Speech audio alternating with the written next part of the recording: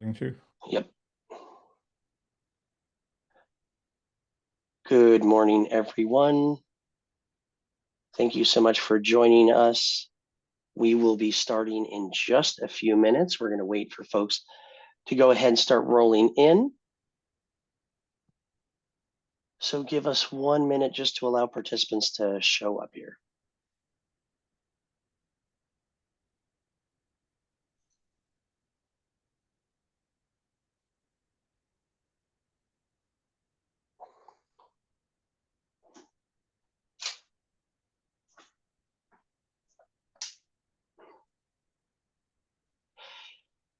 Once again, good morning, everyone. Just wanted to give everybody the heads up. We're just going to give a couple minutes just for for attendees to join us.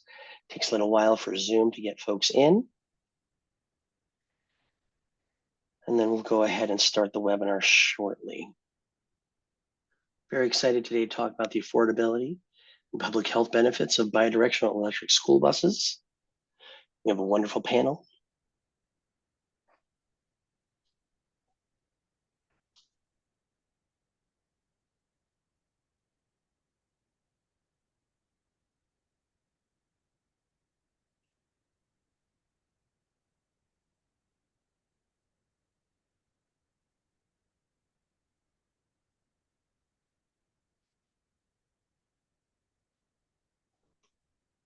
All right. Just one more minute here. Good morning, everybody. Just wanted to welcome everybody to our webinar this morning on affordability and public health benefits of bidirectional electric school buses. I'll be introducing our moderator, Elena Krieger, in just 1 minute. And we'll go ahead and start the webinar shortly.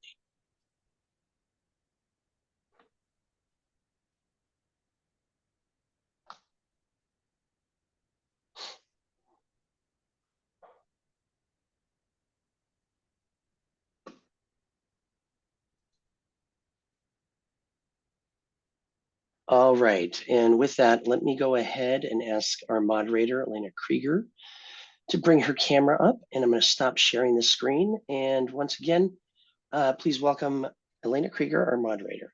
Elena, take it away. Thank you. So hi, everyone. As a reminder, today's webinar is being recorded and it will be posted on the Climate Center's website later. I'm Elena Krieger. I lead the research and policy team at Just Solutions, a national organization focused on equitable, just energy and climate solutions. I'm excited to moderate today's conversation on the affordability and public health benefits of bidirectional electric school buses. This is the second in a three-part webinar series hosted by the Climate Center. You can post questions in the Q&A for our panelists, and we will either address them in the chat or during the Q&A session at the end. Before we dive in, I'm going to pass it over to Kurt Johnson, the Community Energy Resilience Director for the Climate Center. Kurt, over to you. Thanks, Elena. Hopefully you can see my screen. Good morning, I'm Kurt with the Climate Center. I think most people can probably readily grasp the health benefits of an electric school bus. I remember when I was a kid, starting each school day with a lung full of diesel exhaust. And those health benefits are really only half the story. And I think a lot of people probably don't understand fully how electric school buses can also be used to support grid affordability, resilience, and reliability. So we'll be talking about that throughout this webinar series. Just a quick intro about the Climate Center. We're a think tank, do tank, working to rapidly reduce climate emissions at scale. We were founded in 2001. We work with businesses, local governments, environmental justice, and labor leaders to deliver the equitable solutions that climate science demands.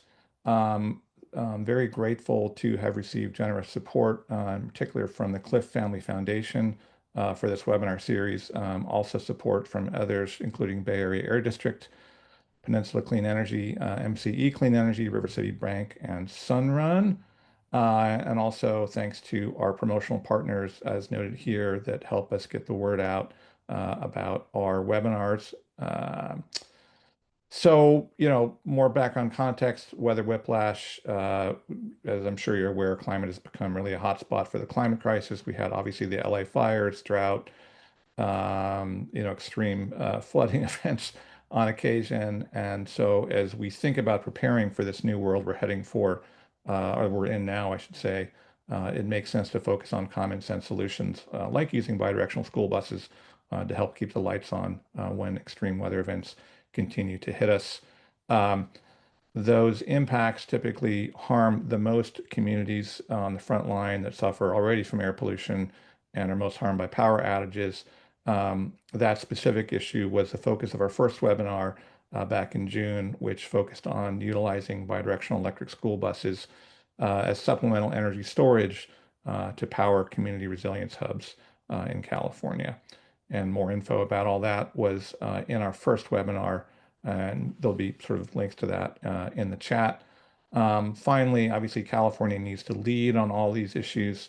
We're working on building a public record about sort of the importance of utilizing bidirectional school buses for affordability, resilience, and reliability. Related to that, if you want to participate in that policy effort, there will be links posted in the chat where we'd like you to add your name in support of a message that will go to key policymakers in Sacramento in support of this effort. So with that, I will stop sharing and turn it back over to Elena. Great, thank you. So as Kurt said in this webinar, we're going to take a deeper dive on the affordability benefits of bidirectional school buses. That is, school buses that not only run on electricity, but whose batteries can be used to provide electricity back to the grid at times of peak demand. This vehicle-to-grid operation provides additional opportunities to achieve public health and affordability benefits, but requires that the charging and discharging of those bus batteries occurs in a managed way to ensure those benefits are actually realized. Today's speakers are going to talk about how to intentionally use school buses and electric vehicles more broadly to bring down grid infrastructure costs, integrate renewable energy, and bring cost savings to customers. I do want to note that while this webinar title includes affordability and public health benefits, our panelists today are primarily going to be focused on affordability, and some of the public health of electric school buses and bidirectional charging will be wrapped into the third webinar in this series, which is also looking at resilience and policy recommendations. So before I pass it off to our panelists, I want to sort of take a moment to set the scene. California has approximately 20,000 school buses, of which more than 1,000 are actually already electrified, and more than 3,000 are either electrified or in contract for replacement with an electric version. This is thanks in part to more than $1 billion in incentives from the California Energy Commission, the California Air Resources Board, for zero-emission school buses and school bus infrastructure, like charging stations. Still, more than half of the state's buses in 2023 ran on diesel, and the rest using gasoline, natural gas, propane, and again, some on electricity. Electrifying these buses has significant public health benefits. Diesel and other fossil fuels release health-damaging air pollutants. In the case of school buses, these are often idling next to children, who are some of the most vulnerable populations to air pollution. Electrifying school buses, particularly in a place like California, where our grid is pretty clean, displaces both greenhouse gas emissions and these health-damaging air pollutant emissions on the ground and on roads. But ensuring that these buses are bidirectional and managing the battery charging and discharging can have additional benefits for both public health and affordability. In the first place, charging school bus batteries with excess solar in the middle of the day and then discharging them when electricity demand is high can help replace the need for peaking gas plants. These gas peakers are expensive and run only a small fraction of the time. But for every megawatt hour they do generate, they have some of the highest emissions of criteria air pollutants like nitrogen oxides and greenhouse gas emissions. They run more frequently and pollute on hot summer days when ozone is already bad, and they're disproportionately located in disadvantaged communities. Nearly half of California's peakers are located in the state's disadvantaged communities, as defined as the 25% most overburdened communities using Cal Enviro screen. As we'll hear from Sam, Actively displacing these and the most expensive plants on the grid and reducing other infrastructure costs using vehicle-to-grid strategies will save money and can help integrate more renewable energy, displacing even more gas generation. If this practice is compensated adequately, it can also save the bus operators money, which we'll hear about from Julie. And Zach is going to give us some insight into the kinds of policy changes that we need to really enable bidirectional charging. There's a huge opportunity here. Not only can we mitigate the on-road public health impacts of the remaining fossil fuel-powered vehicles in the fleet, but we can realize additional benefits if we plan this well, like affordability, gas plant emission reductions, and resilience. Just a note that we'll be talking more about how school bus batteries can bring resilience to schools, again, in September's webinar. And the other part of doing this well is we can set a precedent for electrifying other fleets across the state. And since California really isn't a leader in a lot of policy, exporting that to the rest of the country. So to hear the details of how we do this, let's go to our panel. Our first speaker is Sam Houston, who is a senior manager for the Clean Transportation Program at the Union of Concerned Scientists. She leads analysis and advocacy efforts to promote electric grid investments to support widespread vehicle electrification and vehicle grid integration. She recently published a study on how to strategically integrate electric vehicles to reduce overall grid costs, saving money for households across the state, and will be presenting on that work and how it applies to integrating electric school buses. Sam, over to you. Thanks so much, Elena. Appreciate that introduction. As Elena said, my name is Sam Houston. I'm with Union of Concerned Scientists, where we put rigorous science to work to advocate for a healthier planet and safer world. And a big part of that, of course, is electric vehicles and vehicle grid integration. So as Elena alluded to, we're talking about this, what I might call a family of affordability issues. There's affordability of the vehicles themselves, in this case, the school buses. There's affordability of electricity rates broadly for all ratepayers. And of course, the affordability of the buses can also be related to the electricity rates and other ways that those buses could generate revenue through vehicle grid integration. So I'm going to be focusing on the sort of grid cost side with a lens on sort of the long-term perspective on containing grid costs, which can help reduce costs for all ratepayers. It's absolutely important to do the nearer term affordability relief on electricity rates in California, but I'll be focusing on this longer term view. And with that, I'm going to share a few slides with you, and I'll pull them up here. Excellent. We'll get them in full presenter mode. Great. So the report that Elena alluded to that UCS has conducted in partnership with Evolved Energy Resources is called Harnessing the Power of Electric Vehicles. And we have a subtitle, of course, that references enhancing reliability, decarbonizing, and so forth. That study, well, before I get too much to that study, let me cover a few basics.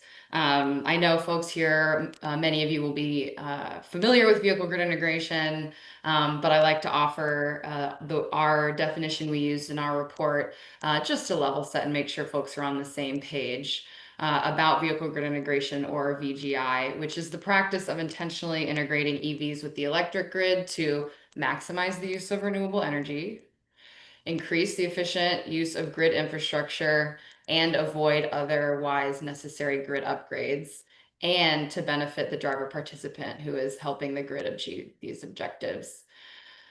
We see that VGI takes two primary forms, managed charging and managed bidirectional charging. And of course, we are most focused on this second piece, managed bidirectional charging, or V2G, in today's conversation. And one main thing that I'll show you through this study is the incremental value that vehicle to grid can bring over managed charging alone.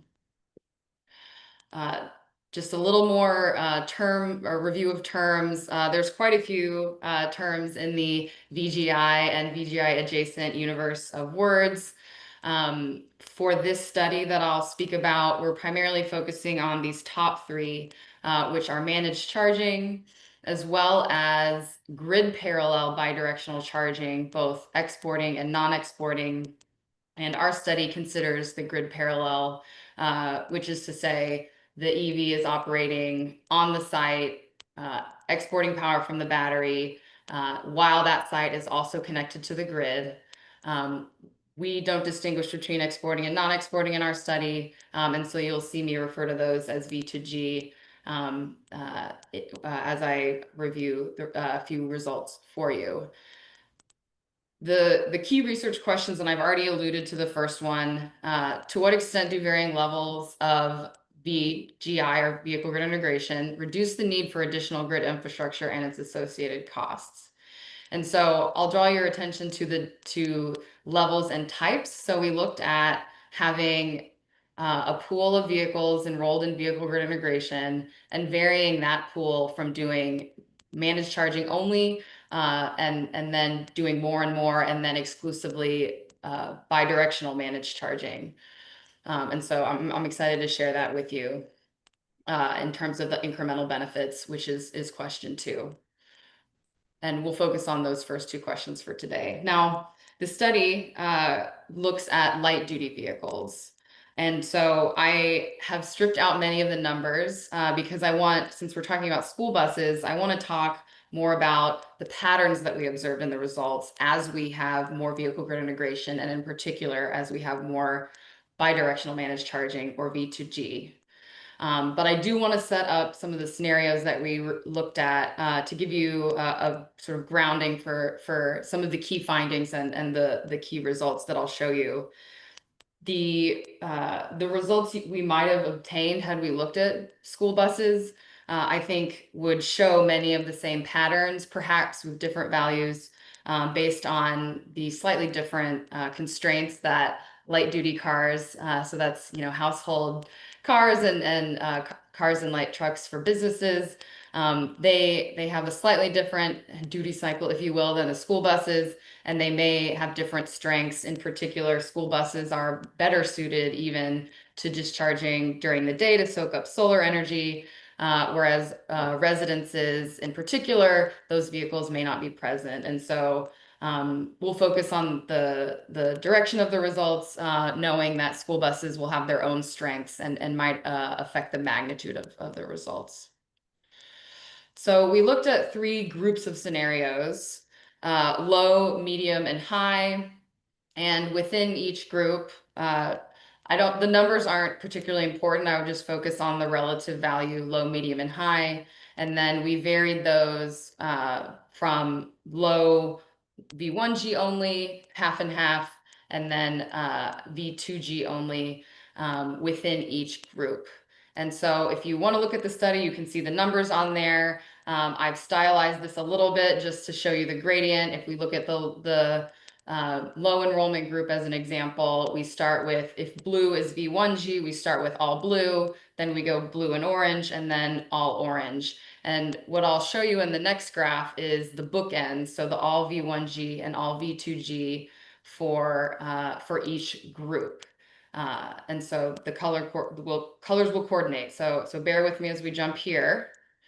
And like I said, I took the numbers out, but I think we can see a really clear pattern here, which is that even managed charging, or V1G, has value, and that that value increases as we get more vehicle grid integration. And at each level, V2G produces more value than V1G alone. So when we were looking at light duty, that was 2 to 4 times the savings of V1G alone, which is pretty striking and certainly a motivating factor for doing more V2G. On the light duty side, the annual savings by 2045 was in the order of billions of dollars. And so this is certainly an opportunity to save money relative to the baseline scenario, which did not include hourly vehicle grid integration.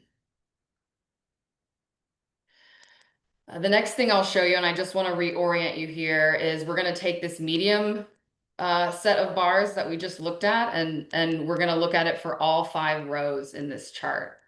And again, the numbers aren't more important. The thing to know is we're going to go from V1G to a mix to all V2G, because I want to show you where those savings are coming from and where we might expect grid savings from school buses to come from as we do more VGI and in particular V2G with school buses.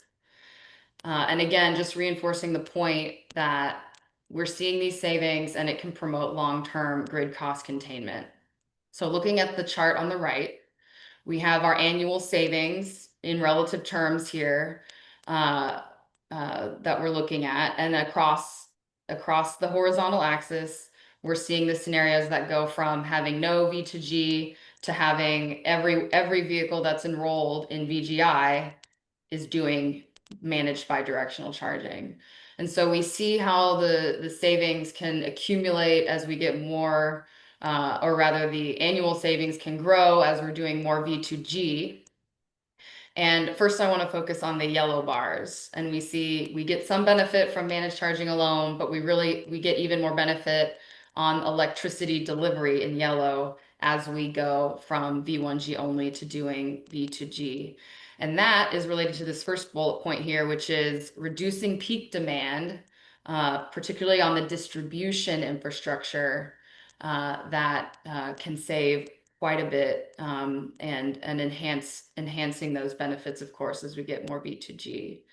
And then in addition, we also see as we go from left to right across these bars that the gray and green sections get bigger and bigger. And those are respectively electricity storage and thermal generation. So on the second bullet point here, that speaks to this, which is that as we match charging demand to variable energy, renewable energy generation, we don't have to build as much thermal generation or electricity storage. And the thermal generation piece, a big part of that is what Elena was talking about in the beginning. It includes those natural gas and other peaker plants that can be so dirty to start up and run. And so this study doesn't speak to the health benefits of that, but I think very compelling to see that not only are we running less thermal, we're building less thermal, including peaker plants as well. And that brings me to my handful of recommendations that are also in the report. These are very streamlined versions of those recommendations. And I know Zach will speak to more deeply to the recommendations. But in brief, I would say we've got to prepare the electricity system and plan it such that we know vehicle grid integration can be a resource in the future. We want to establish efficient systems for interconnection. That goes just as much for the light duty vehicles that we want to enroll in the millions in this study, as well as for school buses that we want to enroll, in the thousands, once we get to more widespread adoption. We want to support and incentivize drivers. That goes likewise for the fleet operators and drivers of school buses. There will be some help needed in terms of the upfront cost, and we need those school buses to have a variety of opportunities to participate at scale in vehicle grid integration, particularly V2G. We want to see bidirectional charging capability in all the vehicles. I think that has come a long way in school buses, as many of the incentive programs require it to receive an incentive. We've seen, pretty widespread bidirectional capability across school buses, which has been great. And of course, we want to make sure that battery warranties are protecting the fleets and other drivers who might be doing power export. And so that would be an important piece, and I'm sure part of the calculus of fleet operators of school buses as well. So that's what I have for you, and let me hand it back to Elena. Thank you so much, Sam. I think it's, incredibly clear from your work that we have to actively manage how we connect electric vehicles to the grid. And fleets with a fixed schedule, like school buses, give us a pretty great opportunity to figure out how to do that best and set the model for the regulations, policy, and for the rest of vehicles. So I'm excited that the next person we have is Jane Israel, who is the Senior Western Regional Manager of Market Development at Highland Electric Fleets, where she helps school districts understand how to best electrify their bus fleets. This includes community organizing, mass market education, policy advocacy, and major account political support, as well as engaging with utilities, regulators, legislatures around existing and potential future program design to support electric school buses. Today, she'll be talking about vehicle-to-grid charging and how it can save money for school districts. So Jane, take it away.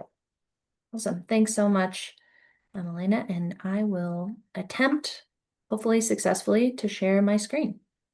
All right. Everyone see that? Hopefully it looks all right. Wanted to quickly just say thank you to the Climate Center for hosting us today. As Elena mentioned, my name is Jane Israel and I'm with Highland. Quick overview of Highland in case you aren't familiar with us. We're an electrification as a service provider that partners with school districts and municipal fleets sort of in all aspects of the electrification process, from site planning and procurement to staff training to managed charging solutions throughout the lifetime of the vehicle. This also, importantly for today's conversation, includes, where feasible, deploying vehicle-to-grid opportunities. So to date, we've deployed several V2G projects in a number of states, utilizing, again, where feasible, commercial programs that incentivize participation. So I'll walk through a couple of these and hopefully share some best practices that we've learned along the way. But before I do that, since another primary focus of today's conversation is on the affordability of these vehicles and ways hopefully to make them more affordable. In the near term, I did want to just quickly go through this slide before I dive into the weeds on it. You know, and many have already said these things, but just to reiterate and emphasize, there are so many benefits to electrifying school bus fleets. You know, these buses have zero tailpipe emissions and are transporting, again, the most vulnerable populations in our communities, children. I think it's also important to note, and I'm sure folks on the line also agree, that not only are these vehicles, and in particular in California, some of the oldest diesel vehicles on the road, but they're driving directly through our communities in a way that I think most medium and heavy duty vehicles are not every day. And so the benefits both to the students specifically on the bus and the surrounding communities is quite significant. There are particular benefits to those who are already in overburdened communities that have pretty terrible poor air quality already. I'll talk about this in a couple of slides, but there are certainly also tremendous resilience benefits to school bus electrification. And then with less moving parts, as is the case with all electric vehicles, there's less maintenance than traditional vehicles, meaning, you know, a more stable and consistent budget going forward once the vehicles are purchased. Making it, certainly for our school district partners, easier for them to plan for that maintenance and repair over time. But I think it's important to note the upfront cost of these vehicles is still high, especially in California. V2G opportunities can certainly help districts recoup some of these costs over time. And at a minimum, as other panelists have already discussed, managed charging provides at least some initial savings to districts and municipalities looking to utilize this technology. I will note that is, and as we've sort of outlined in this slide, it is part of a broader sort of stacking of financial tools in the toolkit that can enable these costs to be significantly less in the immediate term as we sort of reach parity with other types of ICE vehicles. I think grants and incentives are still incredibly important in this sector. Federally, as probably lots of folks on the line know, the Clean School Bus Program has helped a lot of districts already begin the electrification process.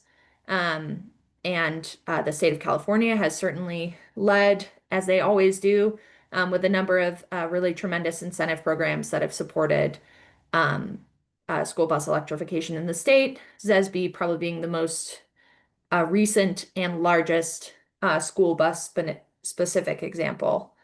I also wanted to note, there are innovative financing partnerships like Highlands that cover sort of upfront project costs and spread those costs over our contract that enable school districts to have a more manageable and predictable budget for these types of projects as well.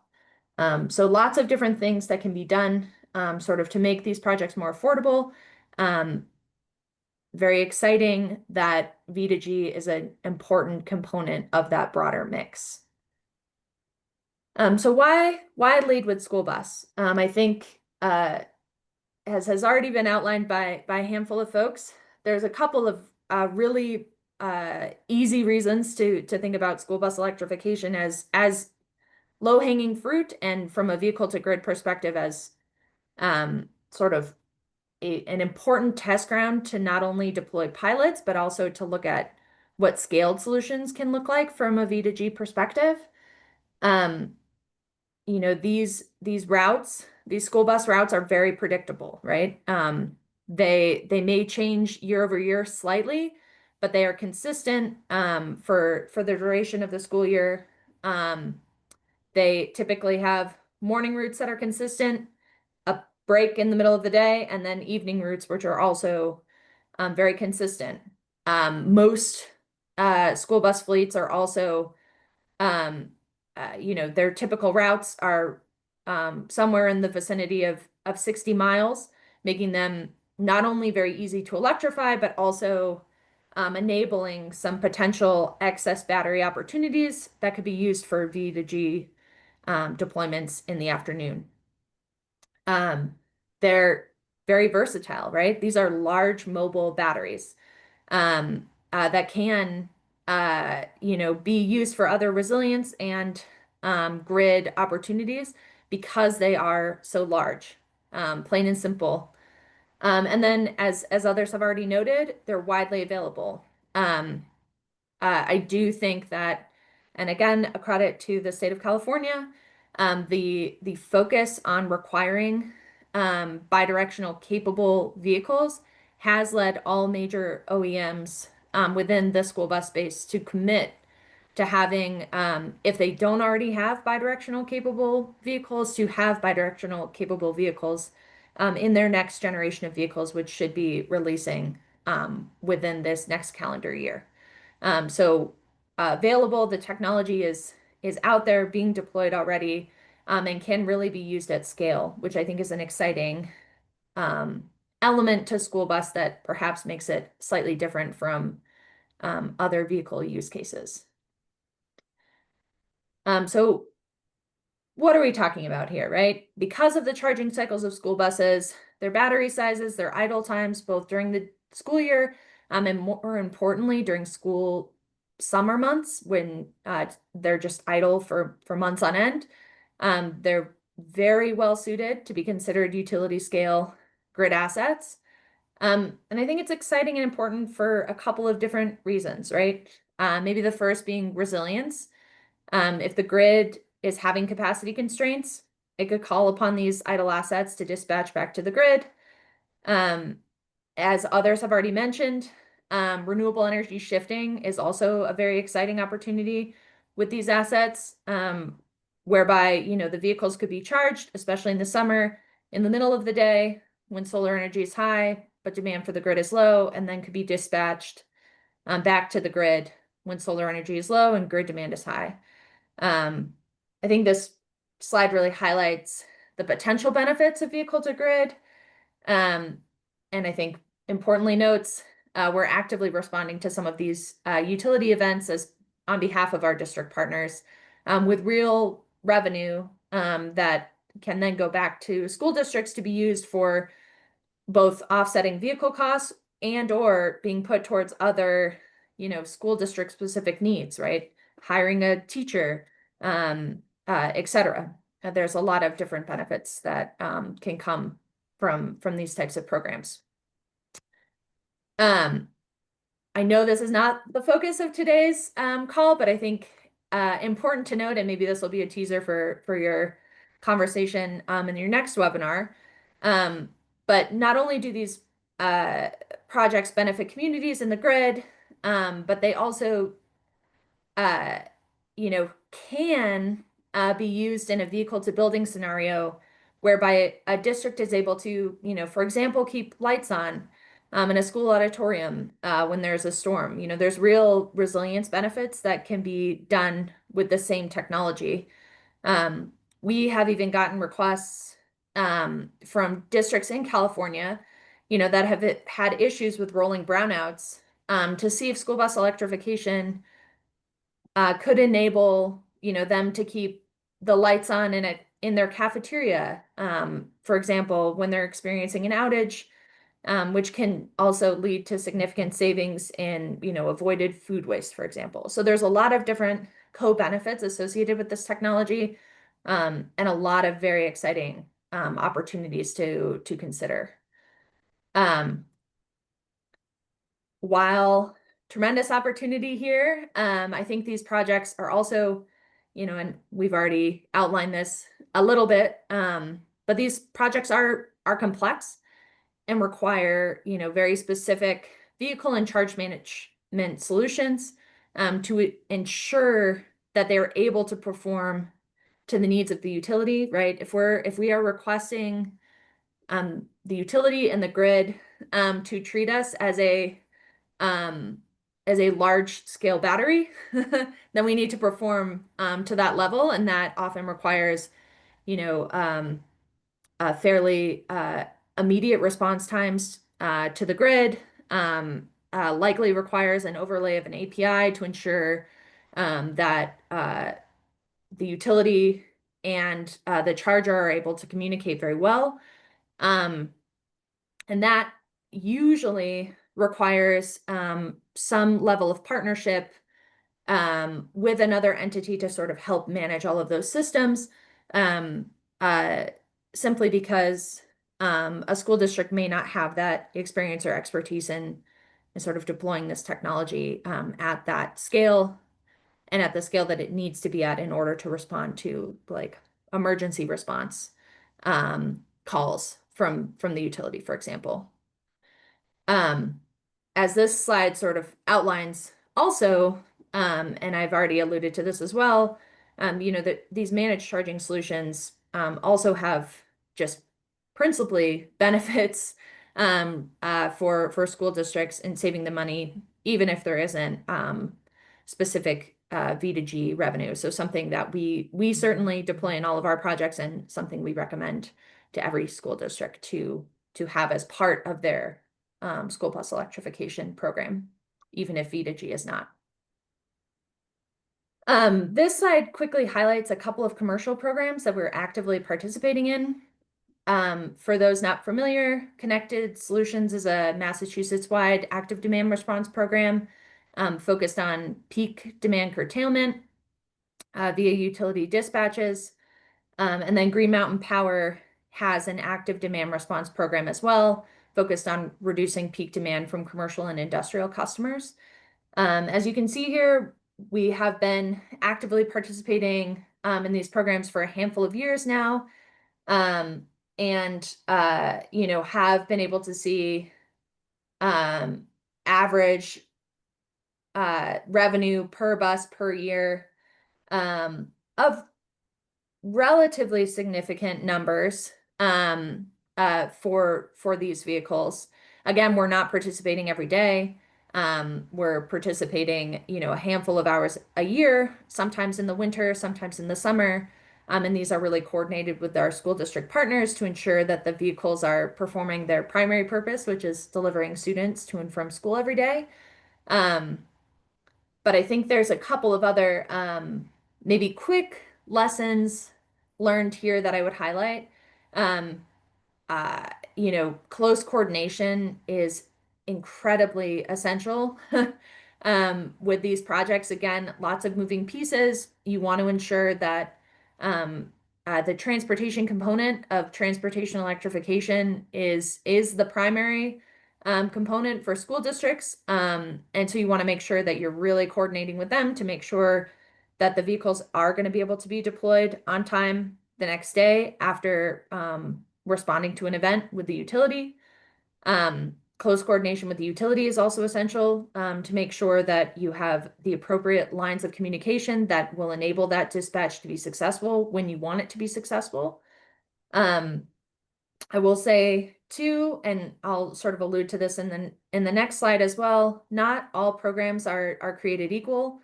We've seen a number of different pilot programs and commercial programs be deployed in a number of states across the country.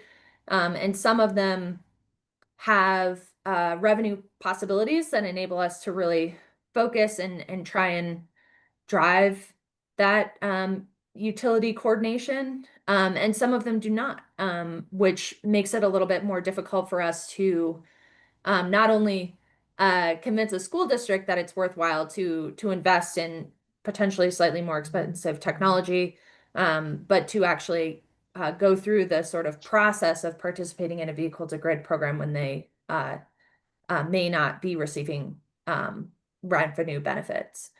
Shane, I just want to give you a 1 minute warning. Yep.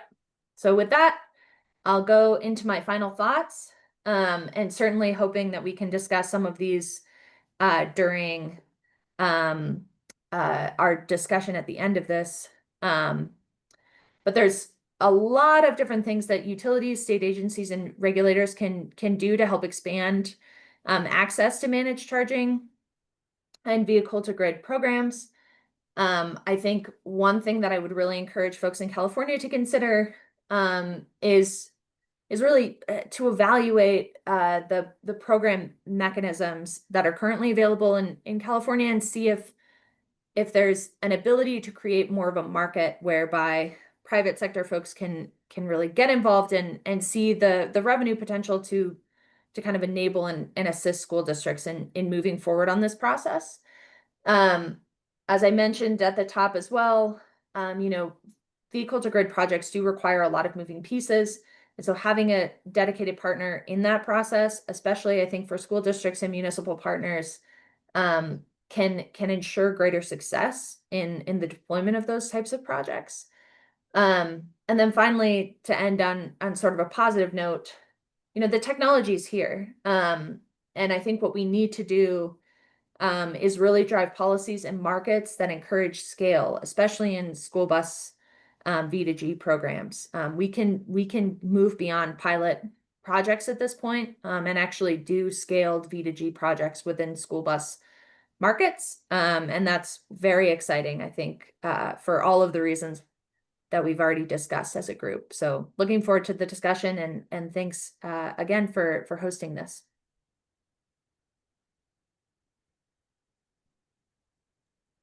Thank you so much, Jane. It's really honestly very exciting to see all of these different projects you have on the ground and engaging in actual vehicle to grid activities and getting compensated for them.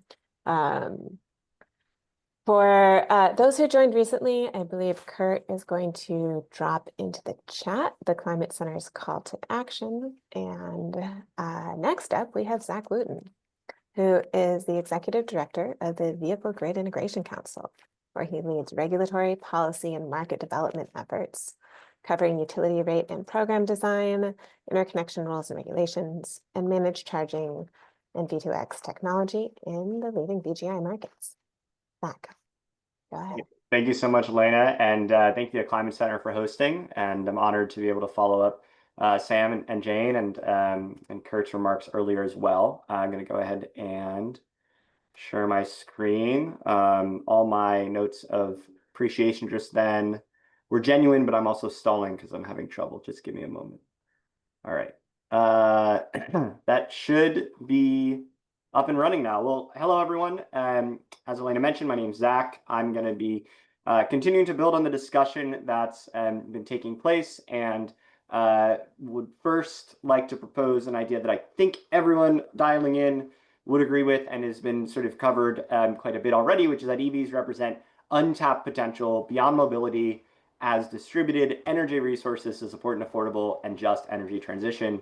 So that's a mouthful, but it is something that I get the chance to say to audiences across the country, in the policy space, in the business space, technology, to customers and drivers. And frankly, very few, if any, folks disagree with this, right? It's an intuitive set of solutions. It's something that folks are excited about. The question often becomes, well, okay, how do we do this, right? As Jane mentioned, a lot of moving pieces, it can get complex quickly. And so our role as an organization, as VGIC, or the Vehicle Grid Integration Council, is to focus on unlocking this value. We are a national member-based 501c6 trade association. So you could think of us as sort of a chamber of commerce for bidirectional charging solutions and managed charging, and all the ways that EVs can flexibly interact with the grid. As such, we are supported by several of the large automakers, charging companies, software providers, equipment and component providers, folks that build charging sites and maintain charging sites. And we also have a group of members that are not investor-owned utilities. So your friendly neighborhood municipal utility like SMUD or LAWP, or your friendly neighborhood community choice aggregator, for example. So that's a little bit more about us as an organization. We publish best practices documents. We do a lot of wonky sort of policy work, focusing mostly on the utility regulatory space, because that's where a lot of the action is. And so if folks are interested, check out our website. You can download these documents, these sort of deliverables, and you can read through. But I'm going to zip through the next few slides because I do think they were covered so well, including by Sam's analysis. But first and foremost, folks who may be dialing in, and I know for myself, purchase EVs, maybe because it's lower cost, but also there's a lot more that goes into it. There's convenience, there's a statement or motivations around helping to curb climate change or local pollutants. When it comes to fleets, those are often goals, but more than anything, it comes down to cost, right? So the fleets, whether it's a commercial fleet of step vans and delivery vans, or a heavy duty trucking fleet or a school district, they're going to have to do robust analysis using probably what's called a total cost of ownership calculator, or TCO. One of the key inputs into that is the fuel cost. Switching from diesel or gas to electric brings down that fuel cost and makes it easier to make that decision to switch to electric. And when you're managing charging or even doing bidirectional charging and earning more, it makes that decision to switch even easier. And in doing so on the scale of all these fleets, it makes our sort of holistic transfer or transition toward electrified transportation much faster, right? You have more fleets making this decision faster because their total cost of ownership can come down over the lifetime of the vehicle, in part because of the opportunity to do bidirectional charging. So there's this direct benefit for those fleets, for those customers. So on the bottom part of the slide, and this slide's a little bit old, but you can see a few years back in San Diego, Cajon Valley School District was paid for their exports. And in fact, in California, we have not just the largest bidirectional charging electric school bus fleet, but it's also the largest bidirectional charging site in North America. And I believe it's also the largest electric school bus site in North America. So this is the Oakland Unified School District site, administered by Zoom. A lot of school districts, they contract out their work to a third party, and in this case, it's Zoom in Oakland, and that has 74 buses, each with its own bidirectional charger, and they're participating in a program and a rate with Pacific Gas and Electric that helps to offset the cost of building that site.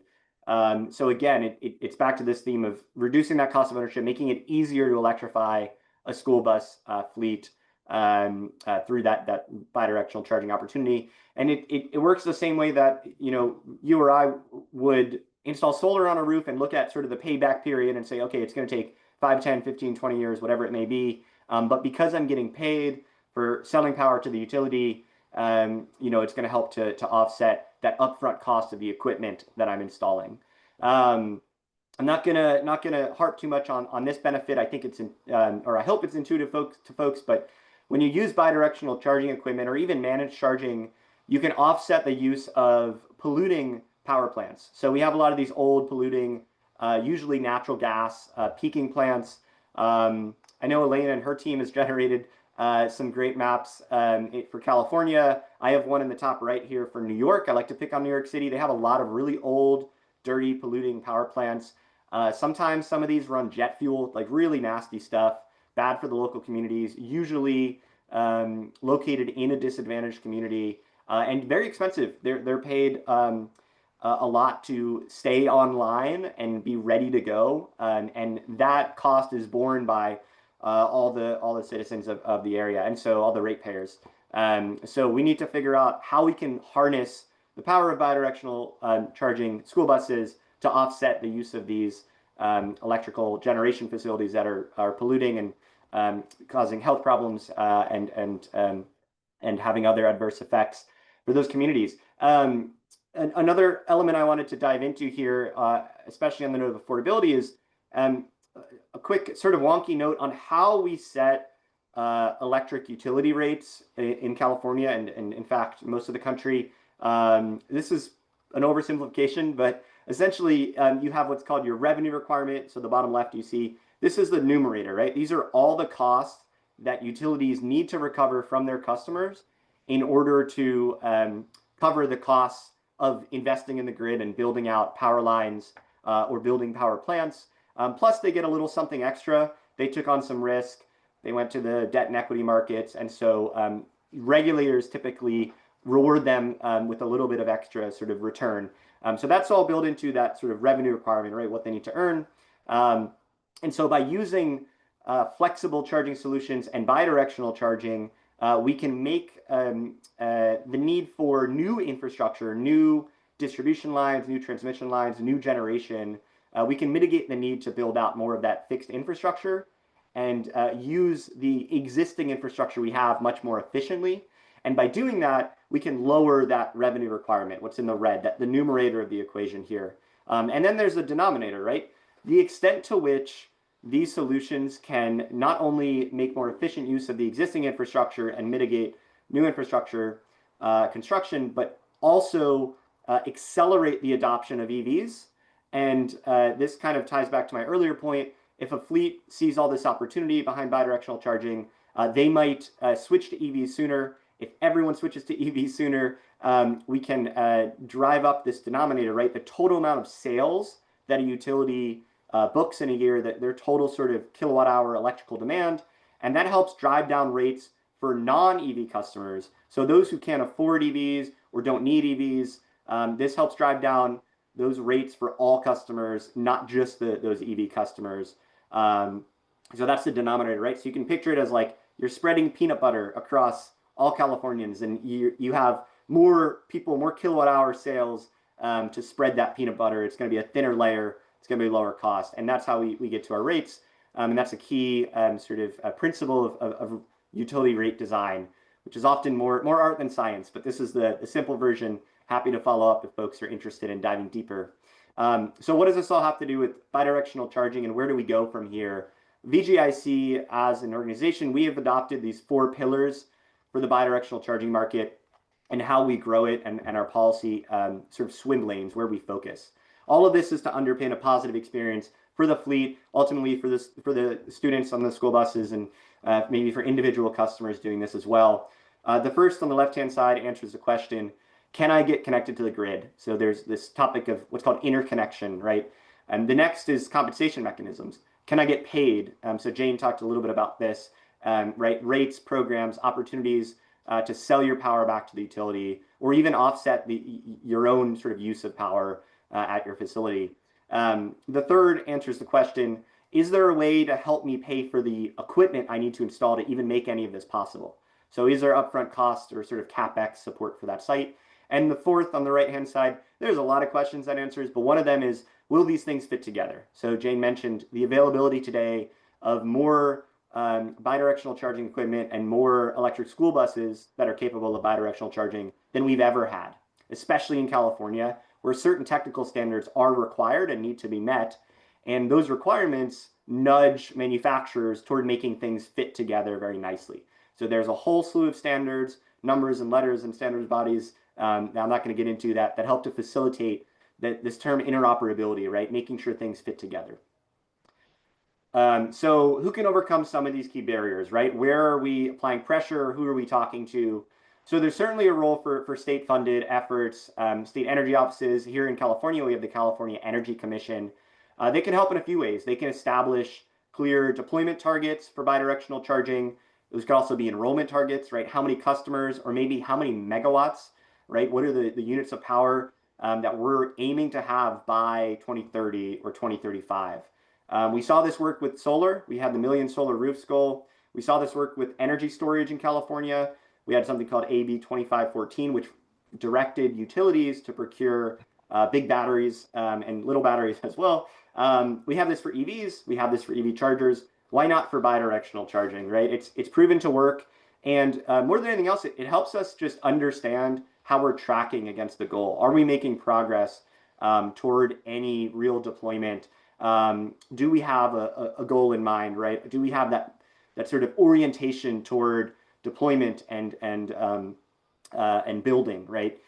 Second bullet here, administering what is often as a buzzword called a virtual power plant program, but essentially a program that can tap into these vehicles and leverage them as great assets.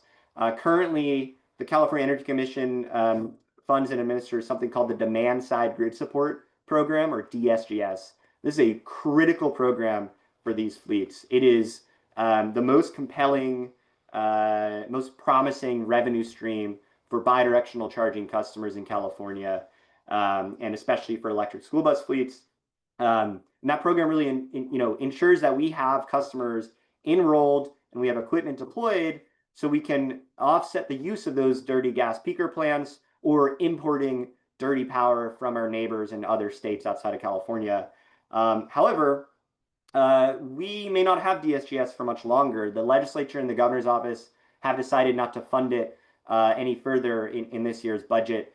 So I guess this is a call to action as well. Call your representatives, your assemblymen and senators, assembly people and senators, and see if we can't save the demand side grid support program. It's one of those really fundamental items that drives this growth. Third bullet here, offsetting the cost of the equipment. I mentioned this earlier. California has a program called the Zero Emission School Bus and Infrastructure Program. This helps to offset both the school buses and the charging equipment. It requires all the school buses be bidirectional capable. It has a incrementally higher incentive available to bidirectional charging equipment compared to sort of one-way charging, or what we would call unidirectional charging. That's a great policy. We love policies like that. We say there's incremental value and benefit to those bidirectional chargers. Why not cover the incremental cost needed to deploy them? I would also, want to shout out Massachusetts on this third bullet. They've launched an excellent program that actually fully covers the cost for bidirectional chargers, whether that's for school buses, for homes, or for businesses. It's limited, right? It's not an unlimited funding, but it's a great model. It's a great way to spur interest from customers and from fleets. And then the fourth bullet here, we have a budding industry. Most of the companies I showed on the earlier slide of BGIC members, they have maybe manufacturing or offices or technicians or headquarters in California, and we want to make sure we're getting good, clean jobs to folks who need them and communities that can use them in California. And so the state can help to fund specifically the solution providers needed to make this happen. And then there's a whole set of things utilities can do. We definitely have different utilities in California that face different pressures. At times, utilities can be reluctant toward adopting these solutions, whether that's a natural sort of conservative posture for them, and they're charged with maintaining reliability and safety, avoiding wildfires, or whether it's business interests and maybe their incentives as an entity. But in any case, we look a lot to the utility regulators to try to nudge the utilities in the right direction. Sometimes it's more powerful than a nudge because those utility regulators in California, the Public Utilities Commission, they set the rules of the road for regulated utilities. And that includes the utility's return on investment, which is a key element of utility business model, right? What is that little something extra that they get in return on the sort of risk they took to build out the grid? That can vary. And so utilities ask for their commission to give them a good number. They want a high number. And the regulator has a little bit of leverage there to say, well, we're going to, you didn't do this, you did this, maybe we'll consider what you can and can't earn a return on or how big that return is. So how can the PUCs work to encourage, and specifically the California Public Utilities Commission? First and foremost, they can direct the utilities to pay customers for their discharge energy. In California, we have a few programs and rates. It's kind of a patchwork. None of them are that appealing. They're sort of missing a lot of the value that they're providing to the grid. A lot of that's being kept away from those customers and those fleets. So it's funny, we have kilowatt hours that are being sent from a battery that's stationary and a battery that's mobile in the form of a school bus, and they're paid a different value or a different price when sent back to the grid. And it's always curious why that is, right? Those don't look any different. Those electrons don't sound any different. They don't taste any different. Like, it's very strange. And it's something that we're working hard to remedy and create more consistency. Their second issue here is, streamlining the connection of chargers to the grid, making sure that, very simple things are done. Is there a box to check when a fleet goes and asks the utility to interconnect? Is there a box to say, hey, this is a bidirectional charger? Really, really straightforward streamlining. What is the cost of that ask to the utility? They have to give you permission, and often they require you to provide to pay a fee. In California, it's quite high. It's $800 for the investor-owned utilities. That's PG&E and SCE and SDG&E. That's the highest in the country. It's the highest for any other utility by a factor of 2 or 4, I believe. So it's quite dramatic that's the payment that's required. And the utilities have never provided a basis of why that payment is needed. So that's another issue that we focus on a lot as an organization, trying to lower that cost. And then, as I mentioned earlier, the utilities can also help to pay for some of the equipment installation. They already do this for unidirectional charging equipment. We want to make sure there's not sort of stranded assets. We're not deploying a bunch of one-way chargers that in 5 and 10 years are going to be sort of not as relevant when we have more bidirectional charging need and capabilities. And then there these last few bullets. These are just broader utility reforms. Oh, I didn't mean to exit my slide, but I did. In any case, who doesn't want to reform the utility? I know I do. So definitely, we're working to figure out what can we do more fundamentally to shift the utility's interest and get them motivated to support these solutions. So I'll stop there. Thank you all for hearing a little bit more about the work we're doing and how we believe that some of these key policy initiatives can drive the adoption of electric school buses in that bidirectional charging mode. Thank you so much, Zach. Particularly some of that deep dive on the actual barriers and challenges and all of the different sort of policy and regulatory wonkiness that needs to get smoothed out to make this possible. We have now made it to the Q&A section. Kurt, did you want to jump in for a second? You just came on camera. Oh, I'm just apologizing. Evidently, my camera was not on before. So I'm Kurt with the Climate Center. You can see my video. My bad. Thanks for being here. And yeah, appreciated the deep dive on some of the policy issues, particularly that Zach just provided. As I mentioned at the outset, the hearing basically record that's being, sorry, the webinar record that's being generated here will sort of plug into a policy paper that we're going to be working on to helpfully communicate these ideas succinctly and effectively to Sacramento policymakers. And maybe that's another plug to click on the call for action in the chat to send a message to policymakers about and the importance of all this. So that's why I came back on camera. So back to you, Elena. And yeah, lots of questions to get into with everybody. Great. And all of our speakers, I think, can get on camera now for the Q&A. I think Sam had to jump off to join a PUC hearing in Minnesota or something like that. So you can reach out to her separately, I think, and she'd love to answer any additional questions you have on UCS's research. So the big question in every energy conversation I've had lately is, what will recent federal policy changes do to your work? And what impacts are we seeing or uncertainties based on some of those federal policy changes?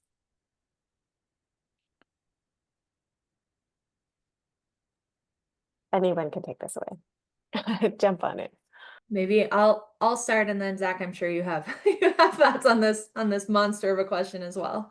I mean, I think we are in an interesting time, right? I would say you know, in the, let's call it 15 years that I've been working in this space, this is not the first time that we have experienced an interesting time in climate and in particular in transportation electrification.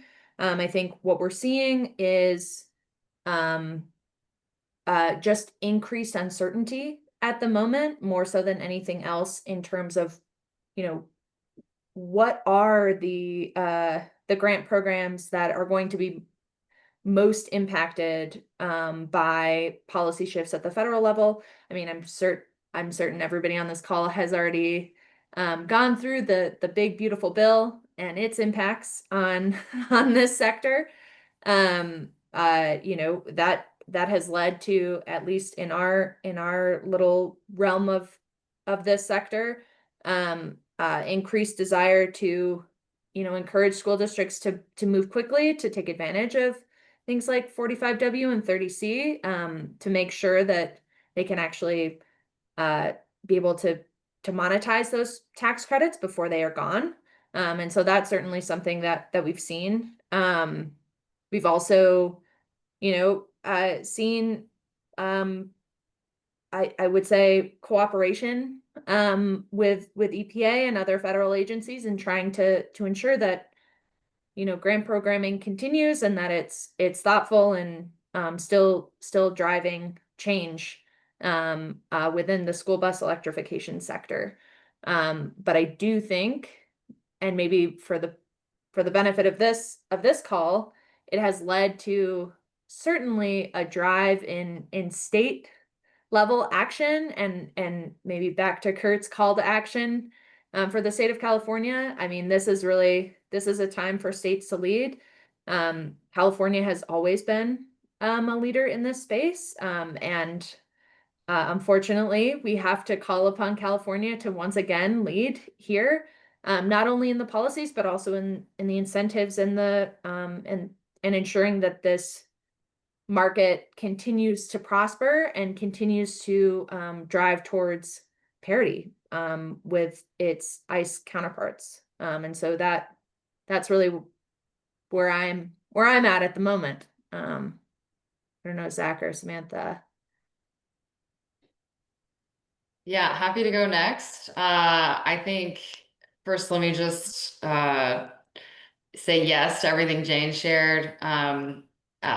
Jane's got much closer finger on the pulse, I think, of the very particular effects. If I were to summarize, I would say not good. And UCS and so many allies, many of them here, I think, are continuing to push back on what's not already been pushed back or what's already not been repealed at the federal level. And, you know, we're joining Jane and others in the call for state level leadership, understanding times are lean for money to put at this, even at the state level, for other reasons. And so just pursuing every avenue, whether it is, you know, getting what we can in terms of sort of direct support at the state level, as well as working angles at the Utility Commission and with utilities as well. Yeah, the only thing I agree with everything that's been said. The only thing I would add is, one thing that is different now compared to maybe in the past when federal leadership has, I guess, there's been a vacuum of federal leadership, is the commercial ecosystem, I think, is much more developed. And so Jane talked about this as well. Like, we have more products than there were. So that fundamentally provides more room to sort of maneuver and grow, even without that federal leadership, right? Having more vehicles and chargers that can do this and fit together, and frankly, just having a more robust set of product leaders and program leaders and folks who are out there who have more experience now than they ever have in deploying these sites. That sort of human capital, it gives me, I guess, a lot of hope that we can weather the storm and come out the other side if and when there is more federal funding, and to Sam's point, also more state funding, because that is very different from last time around. We are in a much tighter environment for state funding and for utility ratepayer funding, right? Rates are going up for many reasons. Here in California, part of that's wildfires. Nationally, there's a lot of talk about building out the grid for data centers that are coming from this boom in AI. And so there's just a lot of pressure at the moment on every source of funding and a lot of competition for it. But again, it's good to see new products coming out even in the face of that, and some of the technical, some of our much needed nerds that are just building the products either way and getting them out there. So that's great.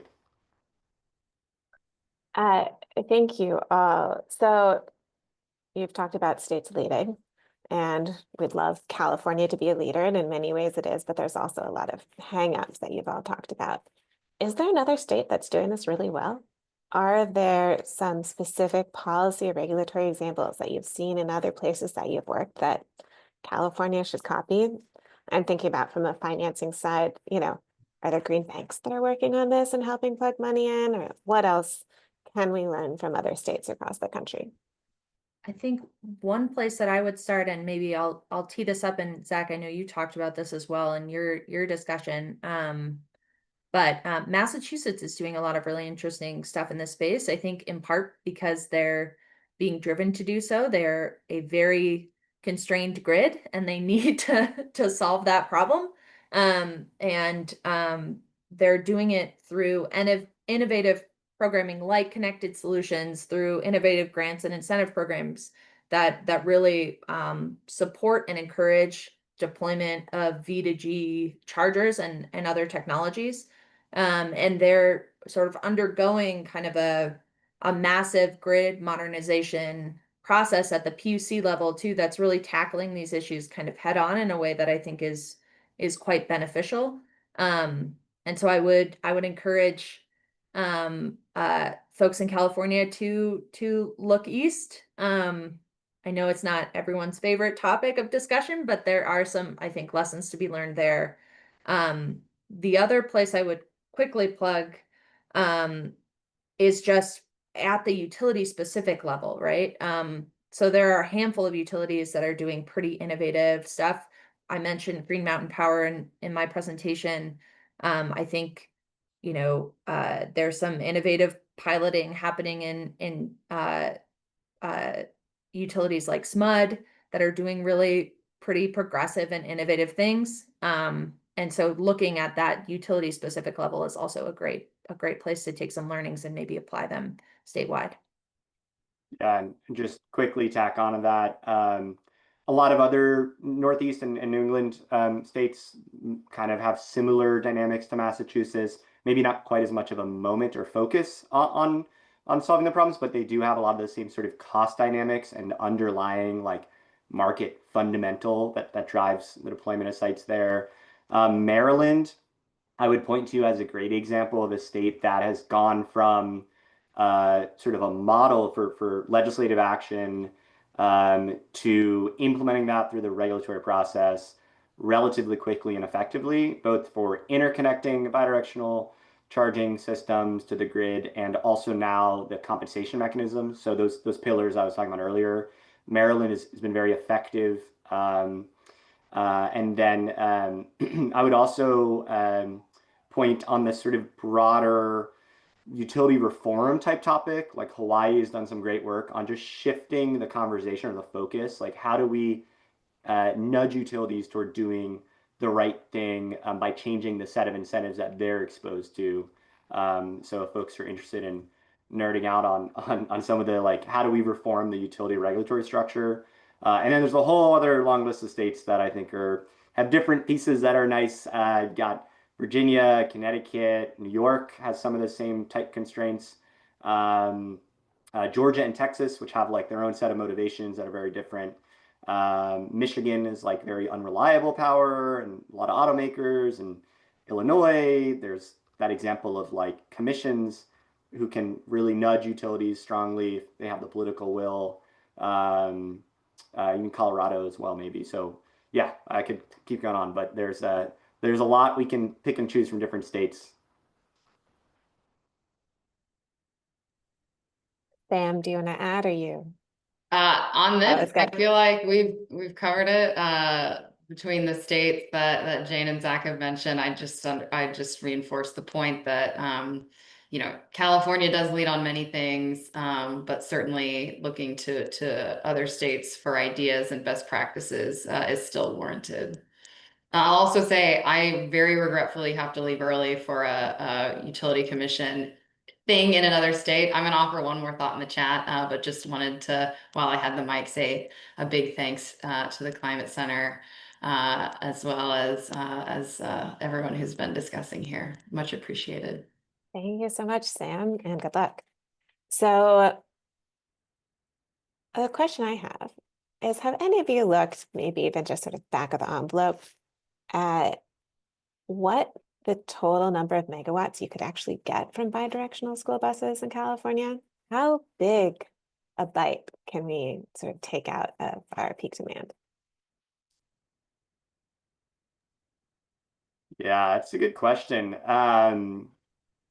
VGIC has not, but it would probably look something like taking all the school buses in California, assuming they're converting to EVs, and then assuming a participation sort of percentage and like an assumed battery size.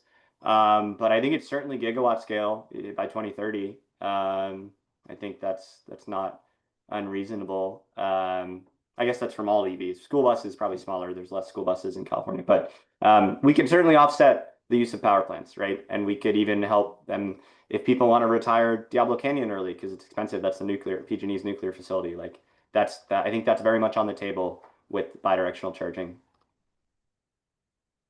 I also, Kurt? I'll go for it, Kurt. Yeah, so just ballparking the numbers, you know, the CEC used to estimate we were going to have maybe 7.5, 8 million EVs on the road in California by 2030. They've dialed that back recently in light of recent changes. But even at a lower estimate of, say, 5 million EVs, which is, I think, reasonable. Right now, we have about 2.2 million EVs in California. If you assume a 10 kilowatts of exporting capacity per vehicle, that gets you 50 gigawatts of total capacity. Just to put that in perspective, the highest ever recorded electricity use in California was 52 gigawatts.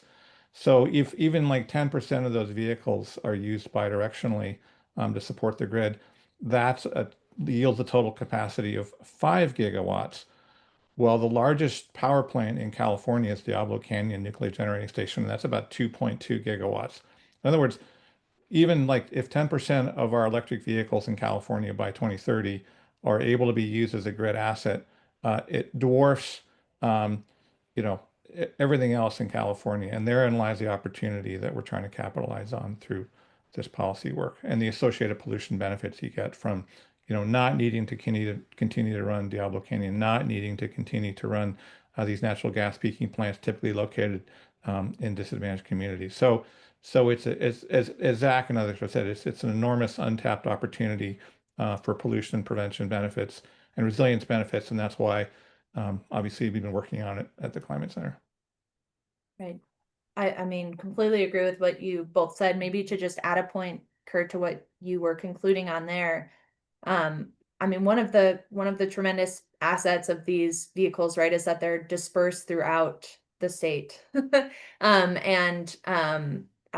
we're speaking specifically about school buses, right, they're deployed in cities and communities across California, and sometimes their depots are located in some of the most poor air quality city neighborhoods in California. And so the benefits are just multifold, right? To the local air pollution, to offsetting maybe the peaker plant that also might be located directly within that community. I mean, the list goes on and on. And again, these are not to belabor a point, but these are relatively large batteries that, especially maybe 5 school buses, not so impressive, but a lot of these districts have, upwards of 50 to 100 buses. And so when you're talking about those types of scales, it becomes quite impactful to offsetting some of these peakers and others. So we have a question in the chat about how these concepts might be applied to things like community shuttles. And I think there's a lot of fleets that might be fair game. What do you see as the community shuttles, local buses? What other kinds of fleets, because I think those are probably easier to manage than sort of one-offs, are the next highest priorities? Yeah, so I would suggest always looking at the routes and the specific amounts of time that the vehicles are domiciled. So while similar in size, like transit fleets, right, for example, run all the time. They run 24 hours a day. And so they may not have the same specific benefits that like a school bus fleet or like a trash truck fleet, for example, might have in sort of being able to play in this V to G specific market, right? Because they may domicile in the same location every single night, but they're probably not domiciling for an extended period of time. And so that's really, I would suggest looking at the routes and the specific cycling of those vehicles. And that's like a big factor in whether or not they're going to be useful for V to G. Yeah, one other factor too is sort of alignment of like ownership. Like you have a lot of different relationships between, I kind of alluded to this, like some schools own their vehicles, some contract out to a third party.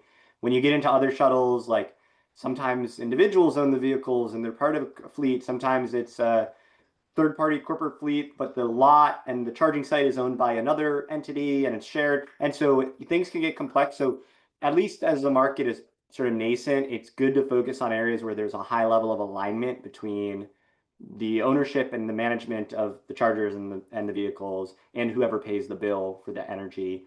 The other thing I'll say on this is we've done a good amount of research into just how diverse those duty cycles are and how many vehicles are domiciled for how long and with what rates of charge or what states of charge and the battery. And so what we found is like the way that people interact with their vehicles and fleets interact with their vehicles differ immensely. And the way that they then choose to interact with the grid differ even more. So it's really hard to try to peg down like, okay, which use cases first, second, third, fourth. What we do in our policy work is try to be agnostic of all that. Like, let's just make sure that folks can get paid, they can connect. And then once that's all up and running, let's not limit it to any one customer type. Let's see folks like Jane's company or other companies start to, sort of figure out which customers are interested and see what customers show up. And then maybe in 5 or 10 years, we can look back and say, okay, clearly school buses, refuse trucks, airport shuttles, those are the 3. But for now, it's a little too early to like lock us into any one pathways. And for the purposes of policy development, our goal is like, let's just build the framework and get people an opportunity to get paid. They'll show up. And as long as they have an opportunity to learn about it, they'll be able to decide if that works for them or not. Zach, maybe just adding one piece to, because I completely agree with what you just outlined.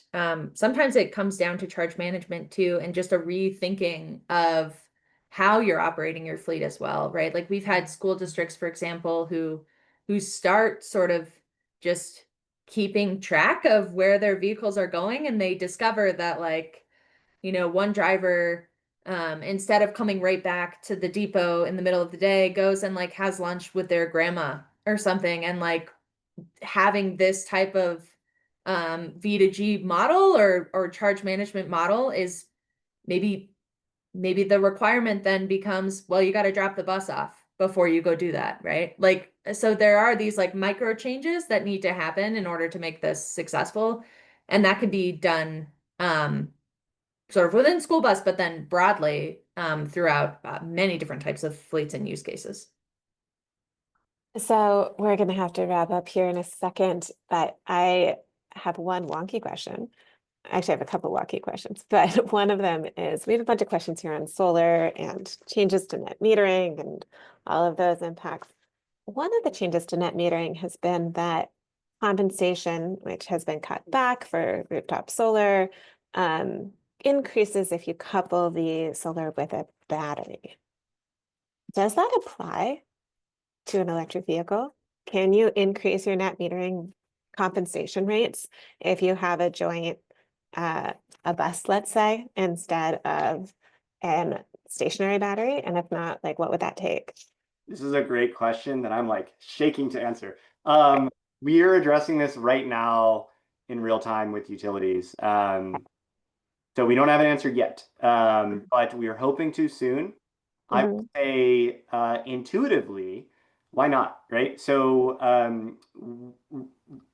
especially right now that this is a little wonky, but the rate that customers now get paid for their rooftop solar is at least as defined by the regulator, is the true sort of avoided cost of a kilowatt hour. And so now that there's no sort of subsidy, and I'm not saying whether there was or wasn't, it's very controversial, but like, it really shouldn't matter whether that kilowatt hour is coming from solar or a battery that charged from dirty power. Like maybe the EV charged when the grid had gas on it, and you're charging sort of gray electrons and discharging green.